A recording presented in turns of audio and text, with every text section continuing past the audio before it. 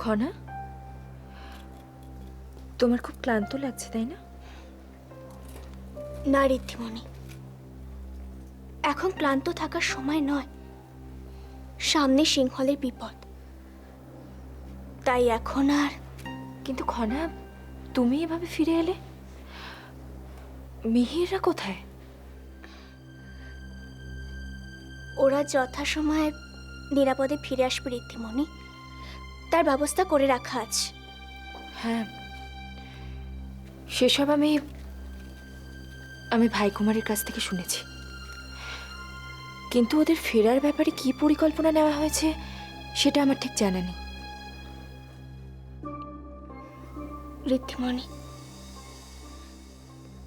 ঋদ্ধিমণি, আমি কৌরকিমা আর মিহির যখন ওখানে ছিলাম, তখন ওখানে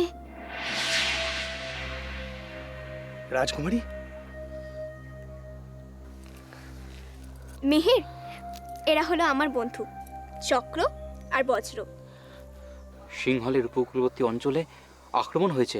চালুক্যরাজ সিংহলে আসছিলেন, সঙ্গে চালুক্য রাজকুমার ছিল। শুনলাম পথের মধ্যে নাকি ওদের হত্যা করা হয়েছে। সে কি? তাহলে তো আমার আর বিলম্ব করা উচিত নয়। আমার এক্ষুনি অনুরাধাপুরমে যাওয়া দরকার। তোমরা সিংহলের উপকূল থেকে ওকে গৃহে পৌঁছে দেওয়ার জন্য একটি পালকির ব্যবস্থা করবে। তুমি কোনো চিন্তা করো না রাজকুমারী, ওদের কোনো ক্ষতিই হতে আমরা দেব না। চলো রাজকুমারী।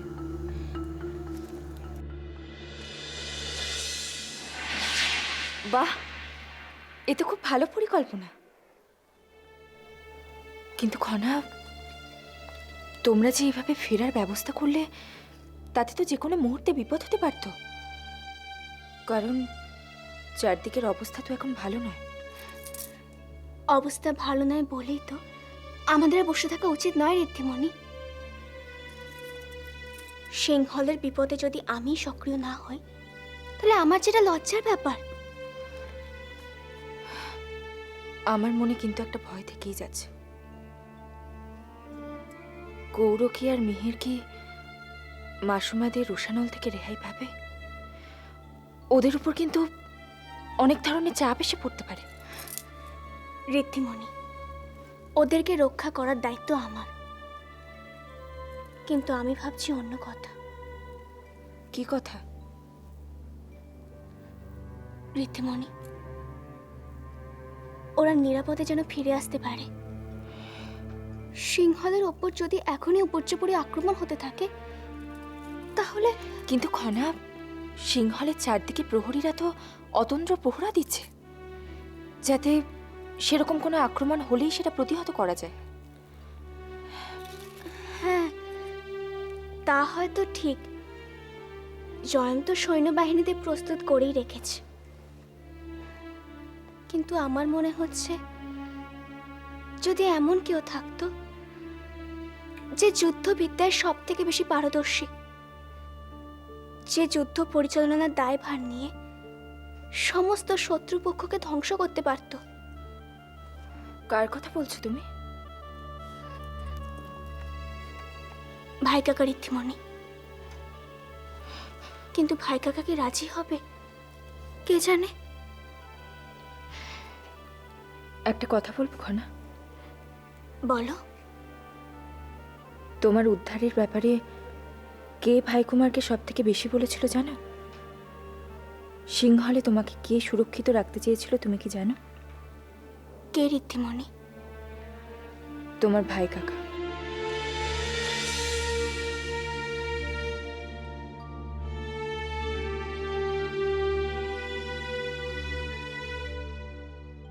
ভাই কাকা, তুমি সবসময় আমার কাছে থাকবে তো?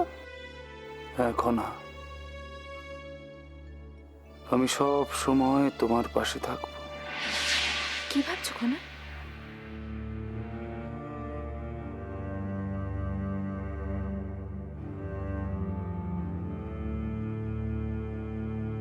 ভাই কাকা, ভাই কাকা আমাকে উদ্ধার করতে চেয়েছিল। তার মানে ভাই কাকা হয়তো আবার ফিরে আসতে চলেছে। হায় ঈশ্বর, এখন মিহিরা ভালোভাবে ফিরলেই হয়। হয়তো হয়তো সব ধীরে ধীরে ঠিক হয়ে যাবে, সব। কিন্তু সেনাপতি মশাই, এই সিদ্ধান্ত একটু বেশি সাহসী হয়ে যাচ্ছে নাকি? এছাড়া আর আমাদের কোনো উপায় নেই। কিন্তু তা বলে উত্তর পূর্বাঞ্চলে এত কম সংখ্যক সৈন্য মোতায়েন করা হবে? কিন্তু শত্রুপক্ষ যদি জানতে পারে যে সিংহলের উত্তর পূর্বাঞ্চলে সৈন্য সংখ্যা খুব কম, তাহলে তো তারা সেদিক থেকে আক্রমণ করবে। তখন মহারাজ, এ ব্যাপারে আপনি কি সিদ্ধান্ত নেন? এই একই প্রশ্ন আমার মনে উদয় হয়েছিল, আর তাই জয়দ্রথকে আমি এই প্রসঙ্গে জিজ্ঞাসা করেছিলাম। তা প্রধানমন্ত্রী মহাশয় এ প্রসঙ্গে কি বললেন? না, জয়দ্রথের যুক্তিও ফেলে দেওয়ার মতো নয়। ওর মতে দেশের উত্তর পূর্বাঞ্চল যথেষ্টই দুর্গম, সেখান দিয়ে যদি সৈন্যবাহিনী অনুরাধাপুরমে আক্রমণ করে তাহলে তারা নিজেরাই বিপদে পড়ে যাবে। তাই এই অঞ্চল নিয়ে আমাদের চিন্তা করার কোনো দরকার নেই। কিন্তু মহারাজ, দেশের অন্য প্রান্ত কি ততটাই সুরক্ষিত? দেখুন, সুরক্ষার ব্যাপারে বলতে গেলে এটুকু বলতে পারি যে বারংবার যদি আক্রমণ হয় সেক্ষেত্রে সিংহল কিন্তু সুরক্ষিত নয়। তবু মহারাজ, আমি একটা কথা বলতে পারি, সিংহলের যত সৈন্যবাহিনী আছে তাদের দেশ শেষ রক্তবিন্দু পর্যন্ত সিংহলের কোনো ক্ষতি হবে না। তা আমি জানি সেনাপতি মশাই, কিন্তু সম্মুখ যুদ্ধে আমাদের সমস্ত সেনা মৃত্যুবরণ করুক সেটা আমি চাই না। সেক্ষেত্রে মহারাজ, আমাদের একটি বিশেষ রণকৌশল গ্রহণ করা প্রয়োজন। হ্যাঁ সেনাপতি মশাই, আমাদের পৃথক রণকৌশল গ্রহণ করতে হবে, না হলে সিংহলকে রক্ষা করা অসম্ভব। মহারাজ, সে ব্যাপারে আমি প্রধানমন্ত্রী মশাইয়ের সঙ্গে বিস্তারিত আলোচনা করেছি। আমরা পৃথক রণকৌশল ব্যবহারও করব, কিন্তু সমস্যা অন্যত্র। কি সমস্যা? যে পরিমাণ আক্রমণ আসতে চলেছে সে পরিমাণ সৈন্যবাহিনী আমাদের হাতে নেই। এত কম সংখ্যক সৈন্য নিয়ে পৃথক পৃথক রণকৌশল গ্রহণ করা প্রায় অসম্ভব। তার মানে আমরা কি নীরব দর্শক হয়ে বসে থাকবো যে সিংহলে কখন আক্রমণ হবে? সেক্ষেত্রে আমরা তো প্রায় নিরুপায়, তাই না? আরও বড় বিষয় হলো যে জলপথে আমরা কোনোভাবেই শত্রুপক্ষের আক্রমণকে স্থগিত করতে পারছি না। কারণ জলপথে সেই আক্রমণকে স্থগিত করতে গেলে যে কৌশল আয়ত্ত করতে হবে সেটা অত্যন্ত দুরূহ। তাহলে আমাদের তো অপেক্ষা করতেই হবে। শত্রুপক্ষ সিংহলের মাটিতে পা রাখলে কিভাবে তাদের পরাস্ত করা যায় সে বিষয়টিই দেখা এখন গুরুত্বপূর্ণ। হ্যাঁ মহারাজ, আমাদের সৈন্যবাহিনী মানসিকভাবে প্রস্তুত। আমাদের সম্মুখ সমরে যেতেই হবে। মার্জনা করবেন আমাকে। এ বিষয়ে কিন্তু আমারও কিছু বলার আছে। বলো খনা।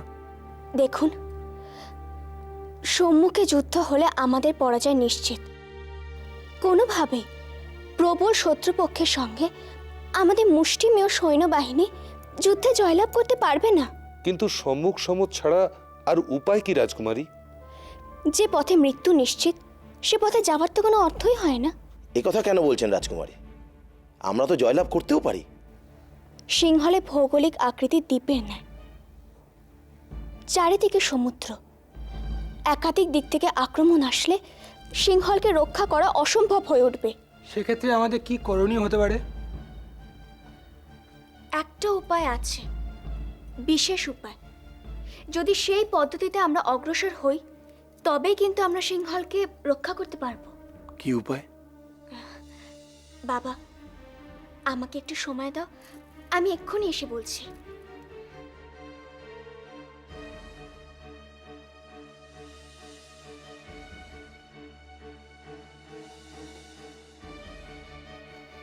প্রণাম মহারাজ। প্রণাম। প্রণাম মহারাজ। সমস্ত সিংহলবাসীর মতো আমরাও অত্যন্ত দুশ্চিন্তায় আছি। দেশের সীমান্ত অঞ্চলে এখনো কোনো বিপদ হয়নি তো? না, এখনো বিপদ কিছু ঘটেনি, কিন্তু যে কোনো সময় আক্রমণ করতে পারে। কিন্তু আক্রমণ হলে কি আমাদের সৈন্যবাহিনী তা প্রতিহত করতে পারবে? সেটা নিয়ে আলোচনা হচ্ছিল। এখন পর্যন্ত যা অবস্থা তাতে আক্রমণ প্রতিহত করা একটা সময় পর্যন্তই সম্ভব। কিন্তু বারংবার যদি আক্রমণ হয়, প্রচুর সংখ্যক সৈন্য যদি আক্রমণ করে, তাহলে আমাদের পরাস্ত হতেই হবে। সে কি? তাহলে তো সর্বনাশ হয়ে যাবে। দ্বিতীয় কি আর কোনো উপায় নেই মহারাজ? কিছুক্ষণ আগে খনা একটা উপায়ের কথা বলছিল। কিছুটা সময় চেয়ে নিয়েও কোথাও একটা গেছে। এখন দেখা যাক ও আমাদেরকে কি উপায় দেখাতে পারে।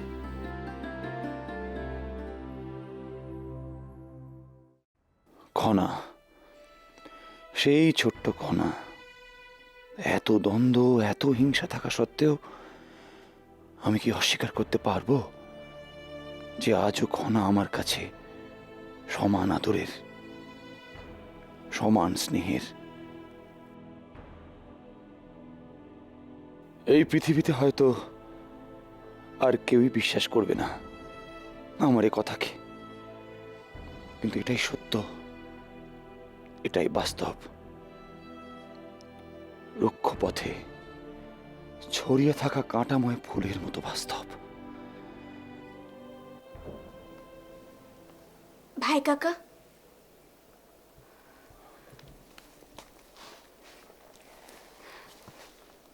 ভাই কাকা, আমি কিন্তু জানি তুমি আমাকে বিবাহ থেকে রক্ষা করার জন্য কতটা তৎপর হয়ে উঠেছিলে। তোমাকে সিংহলে রেখে দেওয়ার জন্য আমি সবকিছু করতে প্রস্তুত।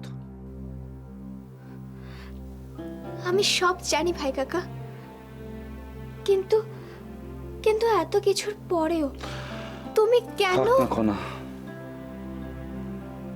আর ওসব প্রশ্ন করো না, সব ভুলে যাও। ওগুলো সবই ধূসর অতীত। ভাই কাকা, ভাই কাকা, বর্তমান যে এখন আরো কঠিন। সিংহলের সামনে যে সমূহ বিপদ ভাই কাকা, আমাদের সিংহলবাসীদের বিপদ থেকে রক্ষা করতেই হবে। খনা, আমি কি কোনো বিশেষ যোগদান করতে পারি? ভাই কাকা, তুমি তো পারো, একমাত্র তুমি তো পারো ভাই কাকা। কি হলো ভাই কাকা, এভাবে কি দেখছো? না মানে আমি কিভাবে সিংহলকে রক্ষা করব? ভাই কাকা, সিংহল কখনোই সরাসরি যুদ্ধে জয়ী হতে পারবে না। জয়ী হতে গেলে তাদেরকে চকিতে পিছন থেকে আক্রমণ করতে হবে, আর সেই আক্রমণের পন্থা হলে তুমি ভাই কাকা, আর জলদস্যু বাহিনী। তুমি আমাকে এখন এতটা ভরসা করো খনা? বিপদের সময় আমি তোমার উপর ভরসা করবো না ভাই কাকা? আমি এতটাই মূর্খ? অনেক ধন্যবাদ খনা, অনেক ধন্যবাদ। জীবনের এরকম কঠিন সময় যখন এত সুন্দর কোনো উপহার পাওয়া যায়, তখন আবার অনেক রঙিন স্বপ্ন দেখতে, উপলব্ধি করতে ইচ্ছা করে। ধন্যবাদ। উপহার? উপহার এই যে তোমার জন্য আজকে আমি সিংহলের হয়ে আবার লড়াই করতে পারবো, আক্রমণ ঠেকাতে পারবো শুধু দেশের জন্য তোমার হয়ে। এটা কম বড় উপহার আমার কাছে? আমি তোমায় কথা দিচ্ছি,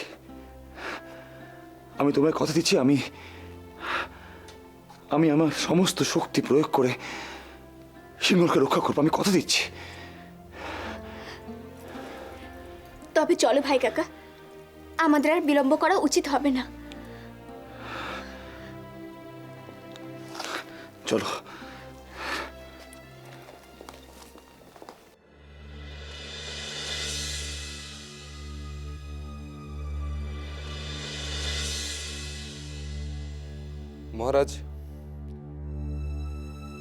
মহারাজ, আমরা আর কতক্ষণ অপেক্ষা করব?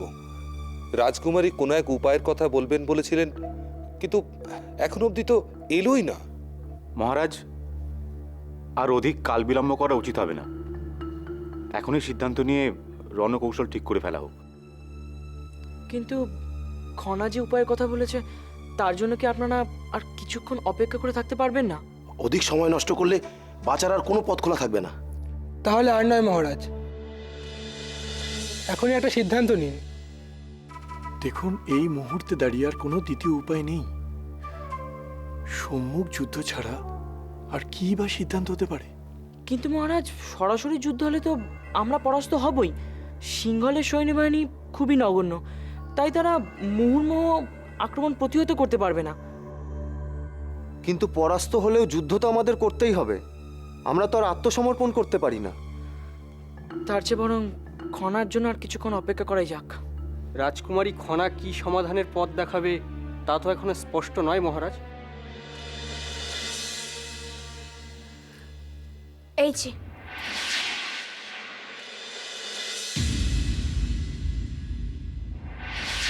এই হলো আমাদের সমস্যা সমাধানের একমাত্র পথ।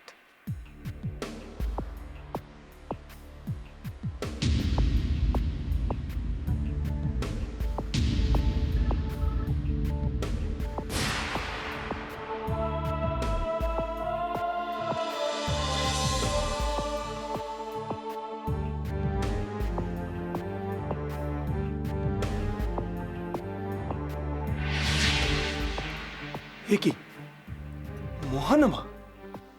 খনা, এসব কি হচ্ছে?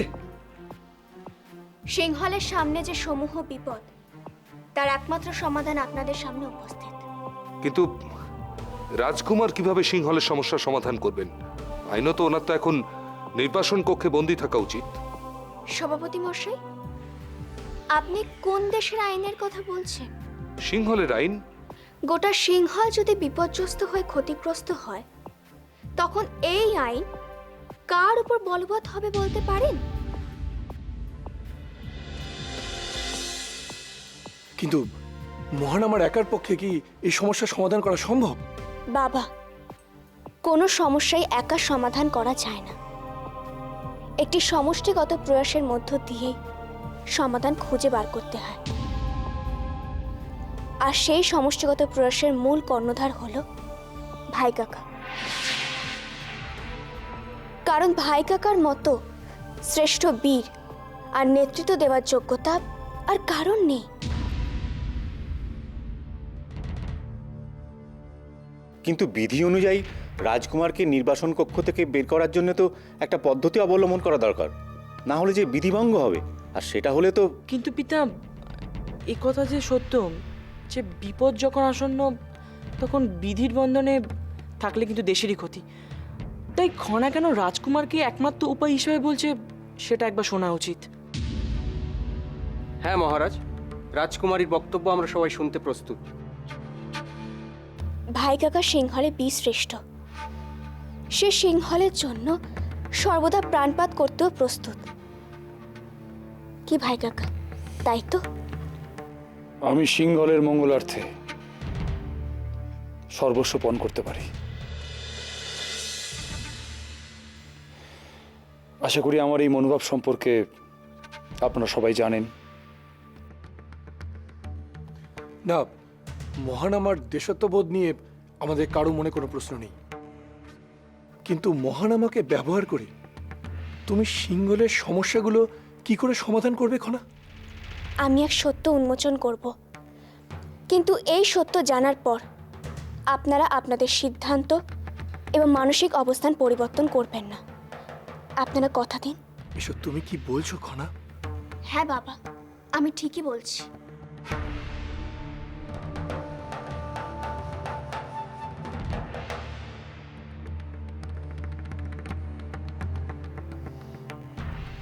বেশ রাজকুমারী, আমরা শপথ করছি যে আমরা আমাদের অবস্থান থেকে এতটুকু নড়ব না, কিন্তু তুমি তোমার বক্তব্য স্পষ্ট করে বলো।